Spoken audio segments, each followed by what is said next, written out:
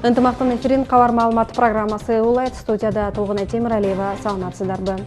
Алгач бүгүнкү чыгарылышыбыздын кыскача мазмуну менен таанышып алыңыздар. Казакстанда жаш балдар арасында Кавасаки синдрому коркунуч жарата баштады. Кавасаки кандай илдет? Кыргызстанда бул ооруга даярдык кандай жүрүп жатат? Бишкек-Ош жолунда уна 60 метр бийиктиктен кулап, бир үй бүлөдөн 3 адам каза болду. Кыргыз-өзбек чек аралары ачылды, бирок жарандарга санитардык эпидемиологиялык талаптар коюлган. Базар-Коргон районунун борборунан 110 чакырым алыс жайгашкан жаз кечүү айылына 45 жыл дегенде биринчи жолу электр жарыгы жетти.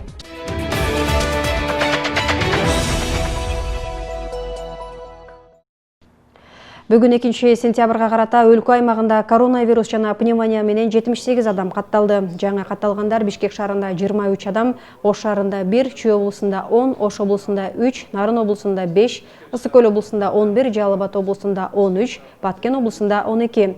Пандемия башталгандан бери жалпы 44 036 адамдан COVID-19 аныкталган. Ошол эле учурда бир сутка аралыгында бейтапканада жаткан 246 адам коронавирус менен пневмониядан айыгып, ооруканадан чыкты.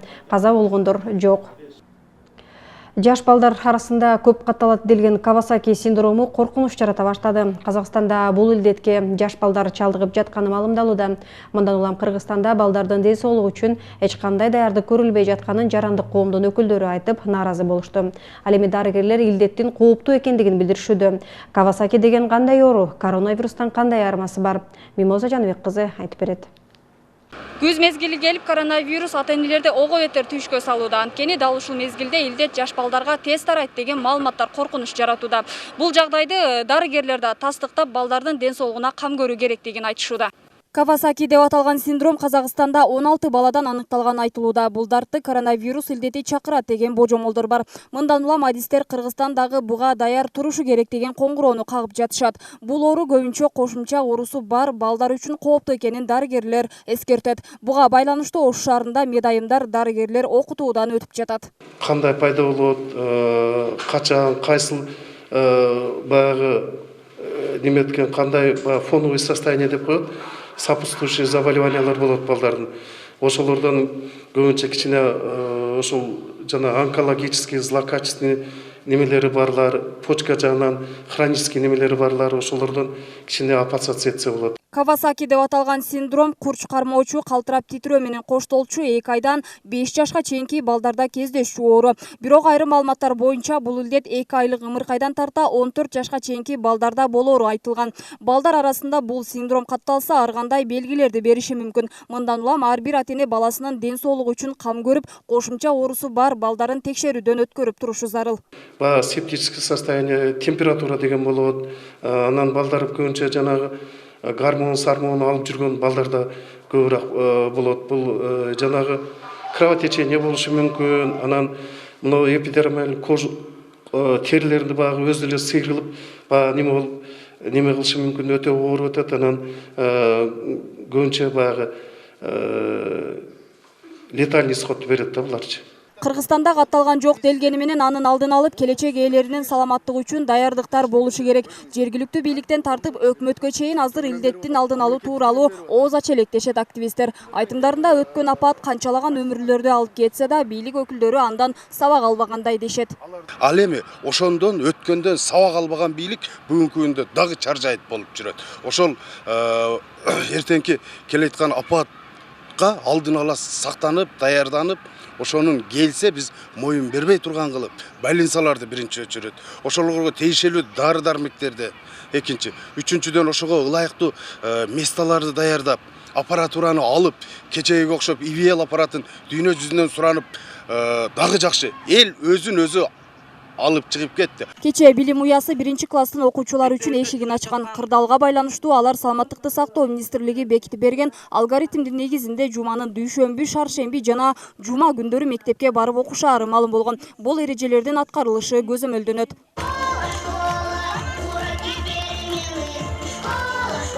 Азырынча Кыргызстанда Кавасаки синдрому менен ооругандар каттала элек. Бул тууралуу эне жана баланы коргоо улуттук борборунун директору Камчыбек Узакбаев билдирген. Анын айтымында Кавасаки синдромун дарылоо боюнча атайын протокол бар. Ал 2016 кабыл алынган.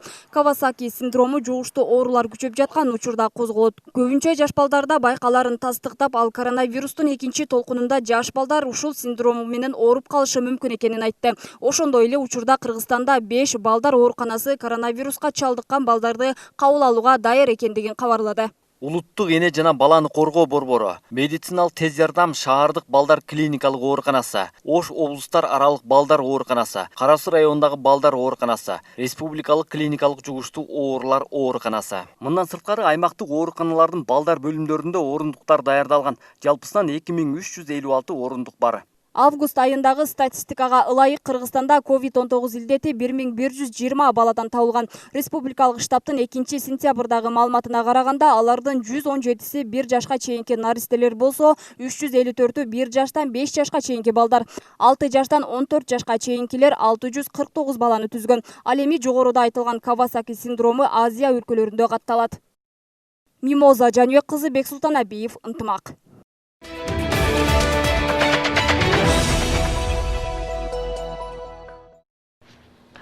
Кыргыз-Өзбек чегарасы бүгүндөн баштап ачылды. Эми эки мамлекеттин жарандары республикалардын аймактарына чектөөсүз кире алышат. Бирок санитардык эпидемиологиялык талаптарын кынтыксыз аткаруулары тийиш экендигин эскертишет. Чегара бекет пандемияга байланыштуу өсүүздөгү жылдын 16 март күнү жабылган. Учурда жарандар кандай тартипте өтүп жатат? Феруза Ашымбаева көрүп келген. Алтынай Абдрахманова Кыргызстандын жараны. Ал жолдошу бала чакасы менен чегара ачылышын угуп, дароо эле биринчи күнү мекенине кайтып кубанып турган чагы. Ал Өзбекстан тарапка март айында чыгып кеткен. Мен пропискада тураман, ол жерде 6 ай күттүм. Анан жакшы өттүк, кыйынчылык болгон жок. Документтарды жакшы текшерди. 6 ай болду да. Болду, курсанбыз, үйүбүзгө кайтабыз. Ооба, жакшы сүйүнөтөм. Бала чакаңыз менен өттүңүзбү? Ооба, бала чакам менен өттүм, айлап өттүм. Мехманга келдим. Анан дагы өтүп кетем. Ачылганы жакшы. Немеге десеңиз, келинлер, карыялар уягда бар да. Келин болгонлар бар. Жакшы, ачык турганы жакшы. Алтынайга окшоп 6 айлап Өзбекстанда калып кеткен Кыргызстандын жарандары бүгүнкү күндү чыдамсыздык менен күтүшкөн. Алар эч кандай кыйынчылыксыз өтүп келишкендигин айтышат. Болгону көп убакытка чет жакта калып кетип, бул жактагы бала чакасын сагынып калышкан. Жарандар үчүн чегаралардын ачык турганы жакшы. Анткени эки өлкөнүн эли башка өлкөнүн жарандарына салыштырмалуу кыз алып, кыз берген жактан алдыңкы орунда. Өзбекстанды мен Коргонтөө район Намуна деген айылдан келетамын. Өтүү жакшы, эки мамлекетке чоң рахмат жолшуну ачып койгонуга. Бул жакта да балдар бар, ол жакта балдар бар. Ошолорду көргөнү келетамын азыр. Чегаранын ачылганы аябай жакшы болду. Кызым ушу жакка турмушка бердим эле. Тижиси бар, 2 айлык болуп калды. Ачылды деди, жүгүрүп келдик. Мына өтүп атабыз, конокко келетабыз. Буякта бөлөлөрүм бар, тага журтум бар. Границалардын ачылганы эл үчүн эң сонун болду. Ушундай ачылганы жакшы, жабылбасын, мындай ууру сыркоолордон алыс болойлук, эл журт тынч болсун, эки элдин эли ынтымакта жашайлык, дайым жакшылыктар болсун. Жолдор жакшы, нормальный. Аягында эле өттүбүз. Өкмөттөргө бардыгы чоң рахмат. Мана азыр эми мемлекетке кеттим. Көргөнү мейманчылыкка барып. Эми жакшы баягындай. Ошондой эле өткөрмө бекетинен Кыргызстандан Өзбекстан тарапка да бара жаткандар көп. Жарандар өздүк документин көрсөтүп эле эч кандай тоскоолдуксуз өтүп жатат. Карантинден бери ушул жерде жашап атам, Кара Суу районунда, Телман айылында. Мына бүгүн таможня ачылган экен, өтүп атабыз. Жакшы, бардыгы тегиз өтүп атабыз. Жакшы, рахмат. Кыргызстанга келгениме 6 ай болду. Февралда келгенмин, ошо боюнча ушул жакта жашап атам. Жакшы, абдан жакшы, мына чегаралар ачып койгондон элге жакшы болду, мына бемарал өтүп атабыз.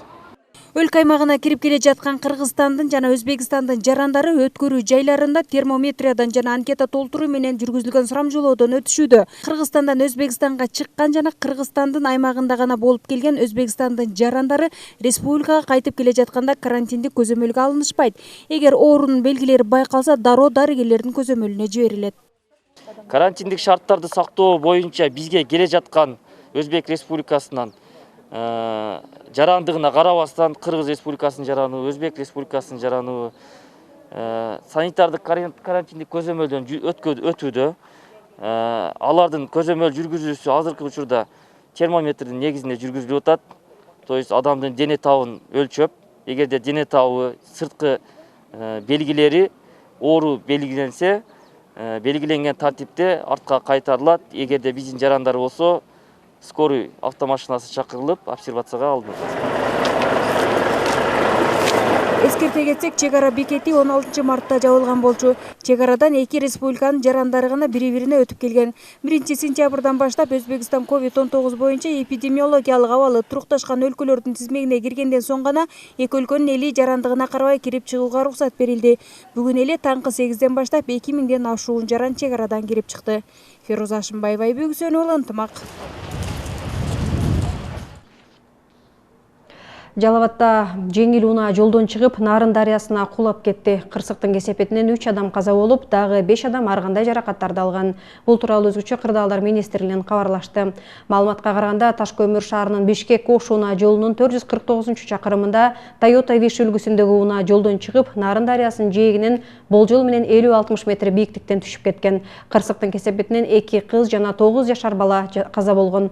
Алар Бишкек шаарынан Ош облусун көздөй бара жатышкан. Toyota Wish үлгүсүндөгү унааны Өзгөн районунун Дүптүл айылынын 1990-жылы туулган тургуну айдап бара жаткан. Ал башкарууга ээ боло албай калып, унаа жол четине чыгып, ылдый карай ала салып кеткен. Кыргызстан улам айдоочунун 1995-жылы туулган бир тууган карындашы, анын 1 жаштагы кызы, ал наристени багууга жардамдашып жүргөн 2003-жылы туулган жээни окуя болгон жерден каза болушкан. Айдоочу менен 4 жаштагы баласы Таш көмүр аймактык ооруканасынын хирургия бөлүмүнө жаткырылды. Бул кырсык боюнча териштирүү иштери башталды. Улуттук статистикалык комитети калкты каттоо жүрүп жатканы тууралуу маалыматтар чындыкка дал келбей турганын билдирет. Социалдык тармактарда эл каттоо жүрүп жатат деген шылтоо менен белгисиз адамдар үймө-үй кыдырып, парламенттик шайлоо үчүн маалымат чогултуп жатышат деген билдирүүлөр пайда болгон. Буга байланыштуу Улуттук статистикалык комитет эл жана турак жай фондун каттоого даярдык көрүү жана өткөрүү боюнча иш-чаралар эпидемиологиялык кырдаалга байланыштуу белгисиз убакытка жылдырылганын билдирет. Буга чейин калкты каттоо 2020-жылдын 23-мартынан тарта 1 апрелге чейин өтө турганы айтылган эле.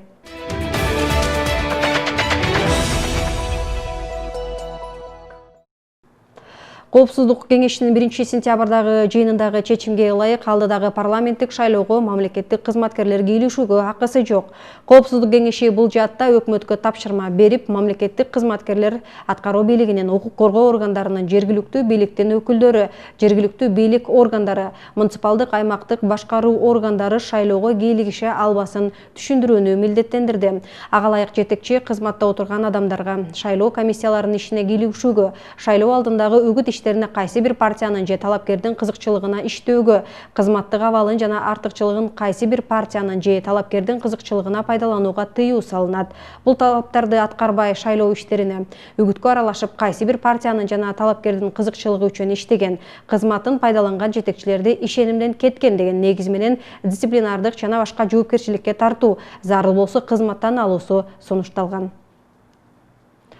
Кече 1 сентябрь унаа салыгын төлөө мөөнөтү аяктаса, бүгүн жер салыгынын акыркы күнү. Жарандар өз убагында салыктарын төлөөсө 1000 сомдон 5000 сомго чейин айыппул салынаарын салык кызматындагылар буга чейин эскерткен. Эми эртеңден баштап салыгын төлөбөгөндөр үчүн рейдтер өткөрүлөт. Мыйзамга баш ийбегендер сотко чейин тартылат. Республика боюнча салык өткөн жылдын август айына салыштырмалуу 1,2 миллиард сомго ашыгы менен аткарылган. Бүгүн 2 сентябрь жер салыгын төлөөнүн акыркы күнү. Мындан улам Ош шаардык мамлекеттик салык кызматынын башкармалыгынын алдында чогулган элдин саны күндөгүдөн көп. Анткени салыктарды өз убагында төлөөсө айыппул салынаары эскертилген. Жазага жыгылып калуудан чочулап, салыкты убагында төлөп коюуну эп көргөндөр четтен табылат. Алардын айтымында мыйзамга баш ийип, өз убагында берилген эскертүүгө көңүл буруу керек. Мындайга маани бербей салыкты төлөбөй жүргөндөр өлкөнү элде сыйлабагандар деп баалайт. Үйдө вакытында налогун төлөш керек да. Салыкты өз убагында төлөш керек да, өздөрүнө эле жакшы болот. Убагынан өтүп кетсе, айыппул төлөп, 2 эсе чыгымга учурайт. Мен ар дайым өз убагында төлөйм. 4 соток жерим бар, ошону төлөгөнү келдим. Озы кыйын болуп калса керек. Майларга жетпей эле төлөп коем, эрте төлөп коем мен дайымча. То жолдо жүргөндө бирөөгө почтаны жетпей төлөп коюш керек. Кыйналбайсың. Экинчиден мамлекетке түшөт. Мамлекет деген пенсияны берет. Башка камсыздоо берет. Ар бир жарандын ол өзүнүн прямой милдети болуш керек да. Үйрөнүшүбүз керек ошо кыздарым. Жылда эле төлөйбүз себеби менчик болуп калабыз да алиги дыйканчылар балар. Анан мына жер үлүшүбүзгө, мына үй жашаган үйүбүзгө пенсионерлерге бекер экен, олорго төлөбөйбүз. Анан ушу 2 машинабыз бар эле, машинага карайм убагында төлөдүк. Терминалдан төлөсө болот экен, бар данныйлар жазып төлөп. Анан өчүп кетпесин деп ксерокопия чыгарып алгам ошо. Анан калган нерселери жок экен. Ушу 620 сом төлөгөм. Мүлк салыгын топтоо боюнча өткөн жылы 20 миллион 864 миң сом берилип, анын 12 миллион 640 миң сомун гана топтой алышкан. Ал эми быйыл 24 миллион 396 миллион сом деп бекитилген. Анын 13 миллион 440 миллион сомун гана чогултканга үлгүрүшкөн. Быйылкы сумма өткөн жылга салыштырмалуу көп топтолгон. Ал эми бул менен катар эле биринчи группадагы мүлк салыгынын аткарылышы дагы аябай жакшы болду. Мисалы бизге 947 миң план берилген болсо, август айына бизде 1 миллион 640 миңге, башкача айтканда 173%га көбүрөөк аткарылды. Быйылтыркы жылдын көрсөткүчтөрүнө салыштырмалуу 632 миң сомго көп топтолгон. Ал эми жер салыгына 5 миллион 21 миң сом план берилип, 7 миллион 302 миң сом топтой алышкан. Башкача айтканда 1 миллион 737 миң сом көп чогулган. Бирок муну менен эле шаардыктар 100% салыгын төлөдү деп айтууга болбойт. Жылдап төлөбөй жүргөн да жарандар бар. Алар үчүн эми рейдтер өтүп, чара колдонулат. Салык кызматы жарандардын салык төлөөсүнө шарт түзүп, 12 бирдиктүү терезе ачып, кошумча жардамчыларды да алышкан. Андан сырткары мына сыртка дагы кошумча терезелер уюштурулган. Бул жакка 4 терезе уюштурулган. Жана көрүп жатасыздар, мына үстү жабылып, өздөрүнүн жана бланкаларды толтура турган, отчетторду толтура турган кошумча дагы ыңгайлуу шарттар түзүлдү. Мындан сырткары ичкериде ошол мобильный банкингтен келген 2 кызматкерлер отурат, Мегаком менен Билайндын. Андан сырткары 3 терминалдарыбыз иштеп жатат. 3 терминал, значит, 2 касса тынбай эртеден кечке чейин ошол калкты тейлөө менен. Магазинибиздерде эмне сатасыздар? Жер салыгын төлөө акыркы күн болгондуктан күндүзгү 11ге чейин эле 100дөн ашык адам жер салыктарын төлөп үлгүрүшкөн. Салык кызматындагылардын айтымында жарандардын жылдап салыгын төлөбөгөндөрү да катталып жатат. Бирок аларга быйыл жеңилдик каралып, пандемияга байланыштуу айыппулдар салынбай жатат. Буга чейин бул жерден Ош шаарында чеке белде жаңы жерлер берилген. Көп адамдар үй салгандан кийин налог төлөйт деп түшүнгөндүктөн буга чейин билбей жүрүшкөн. Токтому бул 5 жыл 6 жыл мурун чыккан жердин токтому, бирок төлөбөй жүрүшкөн. Азыр биз ошолорду бул жерде КРСтин базасы менен биргеликте иштеп, ал адамдарды адресинен таап эле жашаган жеринен таап түшүндүрүү иштерин жүргүзүп, алып келип төлөп туруп жатабыз. 5 жыл 6 жылдан. Биздин кодексте 58-статьянын негизинде 6 жыл исканадан срок. Ошол 6 жылдыгын алып келип төлөп жатабыз. Быйылкы жылы негизинен эч кимге айыппул салынган жок. Ошол салыгыңызды төлөп бериңиз, айыппул салынган жок. Себеби быйылкы жылда пандемия элдерде мондой болуп турса, биз айыппул салганбыз. Эскерте кетсек, ушул жылдын 1-сентябрына чейин транспорт салыгын, 2-сентябрга чейин турак жай батир ишкердик иш үчүн пайдаланылбаган жер салыгын жана короо жай жанындагы бактуу чарба жер участокторун төлөө зарыл болгон. Эми төлөбөгөн жарандардын үйлөрүнө кыдырылат. Ал үчүн атайын кошумча 30 инспектор тартылган. Алар жеринде түшүндүрүү иштерин жүргүзүп, мыйзам чегинде чара колдонушат. Фируза Ашымбаева, Айбек Үсен уулу, Ынтымак.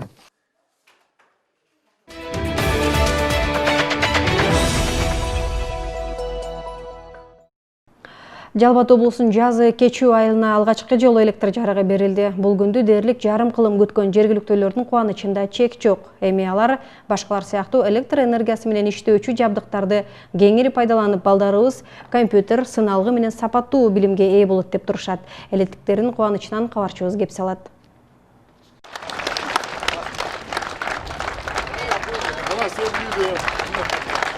Базаркоргон районунун жаз кечүү айылына алгачкы жолу электр жарыгы 1-сентябрда берилди. Айылдын башчысы Замирбек Масиркулов бул күндү жергиликтүү жашоочулар 45 жыл күткөнүн айтат. Мага чейин ушул айылдын тургуну Кадылов аксакалыбыз, Жолдошбаев Эсенгелди аксакалыбыз 30 жыл ушул электр энергиясын куруу үчүн чуркады. Бардык жетекчиликтерге кайрылды, бирок ошол мезгилде ушу мезгил талабыбы ушу ишке ашпай калды да. Ал эми андан кийин менин чуркаганыма деле 15 жылдын жүзү болду. Эми мына ар бир нерсеге сабыр керек экен, сабыр менен күтүп турдук. Кудай ата кылды. Мына быйылкы 2020-жылы 1-сентябрда ушу элибиз Кудай кааласа жалпы электр энергиясы менен камсыз болуп турат. Аталган айылда 150 түтүн отурукташкан. Алардын 110-у Базаркоргон районуна, калган 40-ы Сузак районуна карайт. Электр жарыгы берилгенден тарта эле жаз кечүүлүктөр электр энергиясы менен иштөөчү жабдыктарын пайдалана баштады. Мындан мага дерин канча ата-бабаларыбыз кетип калды, чын көрөбүз деп. Мына мен сыймыктанам, азыр мына балдарыбыз көрүп калат экен. Көп нерсеге жетишет экенбиз. Силерге ушунчалык мен рахмат айтам. Азыр эми мындан муяка Кудай кааласа цивилизация башталат да. Мындай мына азыр мына неме алып келдик, мына ток менен тилдире турган. Мына Кудай кааласа мына иштетип атабыз, жакшы мына токтун ушунчалык мына жетип турганы. Мунун жаңганын көрүп алганда биз толкунданып, мындай кыйкырып, бакырып, кандай бир неме кылалы дегенден бир толкунданып болду да, негизичи. Өзү негизи көрүп эле жүрөбүз. Бу айылыңдагы нерсе башка экен да. Дагы иштеп атат мына кез жугуш. Электр энергиясы өзгөчө кыз келиндердин жумушун жеңилдетти. Буга чейин бардык жумуштарды колдо жасап, убара тартчубуз деген Нурбийке өз иши канчалык жеңилдегенине токтолду. Мурун колго жуучу болчук, анан кийин биз муну алып келип моторго жууп баштадык. Анан моторду анча кийимдерди анча айлантырып жууа албайт болчу, токчолук бар немеси жок болчу. Биз мурун от жакып, эшикке от жагат элек. Кыйналып жамгыр жаганда деле отун алып келип деген. Азыр эми плита неме болуп, тифал ошого окшогондор менен иштетебиз деп ойлоп атабыз, токтун келип калса. Ал ортодо жаз кечүү айылына жанаша турган Сузак районунун Кашка суу айылына долбоорго киргенине карабай, электр жарыгы тартылбай калганы жергиликтүүлөрдү нааразы кылды. Ал эми жагдайды Жалал Абад электр ишканасынын жетекчиси мындайча түшүндүрдү. Ал Кашка суу деген айылда бир 7 үйгө электр энергиясы жетпептир. Ал проекттик сметалык жумуштарда көрсөтүлгөн эмес. Бирок ойлойм, бул жергиликтүү бийлик менен бирге дагы жогорку чыңалдуу линия жанынан өтүп баратат. Эми бир аз ал жерге да чыгым чыгарып, ал жерге электрлешсе болот. Шарткатал бул аймакка электр жарыгын 18 чакырым аралыктан тартып келүүнү Жалал Абад электр ишканасы өз каражатынан ишке ашырды. Ал үчүн 25 миллион сом каралган. Бирок жумушчулар жана электр мамчалар аталган ишкананын өзүндө болгондуктан жаз кечүүнү электрлештирүү 20 миллион сомдой каражат менен эле аяктаган. Белгилей кетсек, жаз кечүү айылы район борборунан 110 чакырым алыс жайгашкан. Кыш мезгили 6 айга созулуп, унаа барчу жолу жабылып калат. Калбек Үчкөнбай, Тынчбек Дуолдаев, Жалал Абад облусу. Ушул жана башка кабарларды Ынтымак KG сайтынан, социалдык тармактардагы баракчаларыбыздан окуп, Ынтымактын YouTube каналынан көрө аласыздар. Саламатта калыңыздар.